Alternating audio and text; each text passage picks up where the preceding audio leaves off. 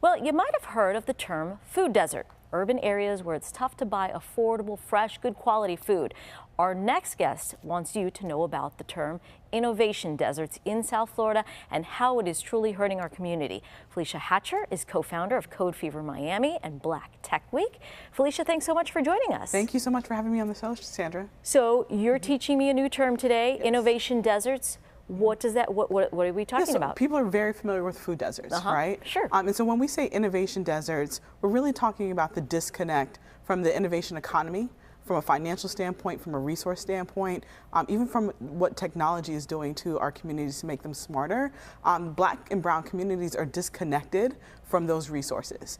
And so oftentimes when we say innovation desert, that doesn't mean innovation doesn't take place in these communities, because we know that the ideas are there. But the disconnect from the resources, the disconnect from the right amount of funding to see these things grow, that's where the innovation desert is coming in. So people are having to leave their community in order to be active participants in the innovation economy, and one, that's just not effective, and then two, that doesn't change anything around what the story that we're telling our young people about what they can actually build in their communities, and that's a problem.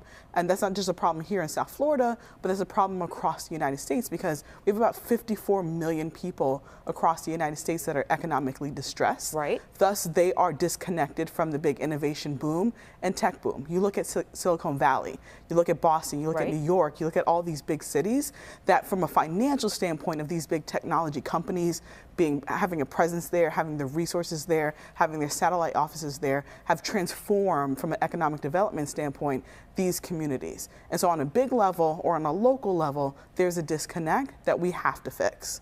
So we were talking about these shared workspaces. How bad is it in Miami, in Broward, in our communities? Yeah, so when you talk about overall the shared co-working spaces, there's a boom, right? Sure. South Florida kind of leads that across the state, and pretty much in the top 10 across the nation for how many co-working spaces that exist. But when you talk again about black neighborhoods in Miami, there are only two neighborhoods, Overtown, where we are, and the Miami Gardens, that have co-working and innovation spaces. And we actually have the only two in the county in comparison to the entire state of Florida, and that's a problem. So these spaces provide, one, the collaboration. They also provide when these big technology companies or innovation hubs or innovation events want to take place in a neighborhood, where do they go?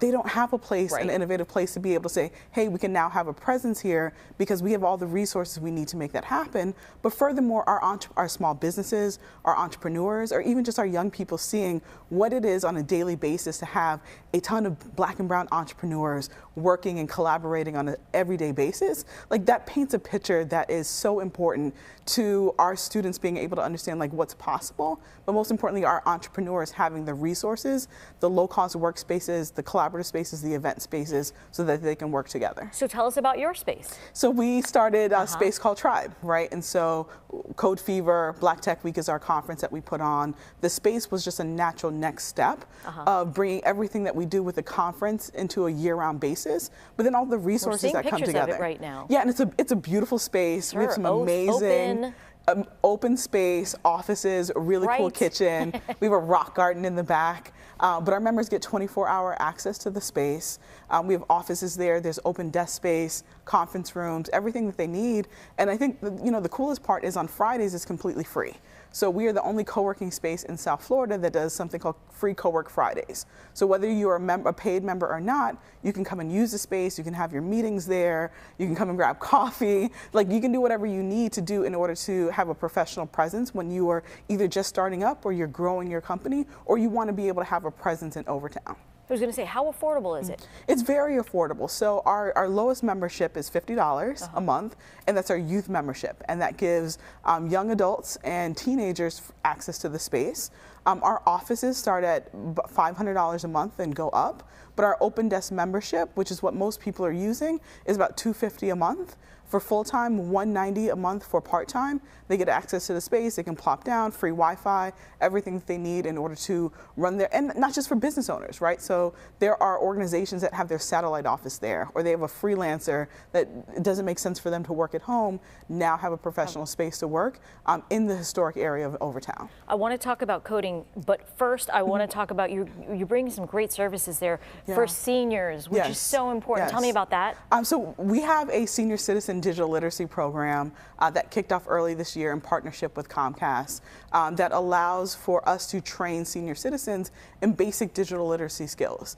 Right, and so for us, like, we use email, we use our phone, it comes natural, it's almost like an extension, our phone is always in our hand. But when you think about senior citizens that have been disconnected from the technology boom and the resources, but like the resources that they actually need to survive and not social media and all the things that we're doing, accessing their social services, being able to communicate with their friends and their family. There's all these things that they need to learn, and so we provide that in a training program that we do 4 times a year as far as the cohorts are concerned, and we take up to about 25 senior citizens for every program.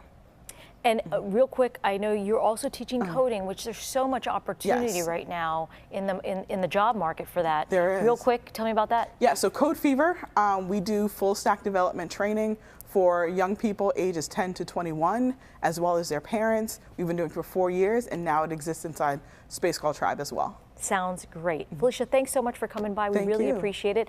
And for more on this co-working space, you can visit spacecalledtribe.com.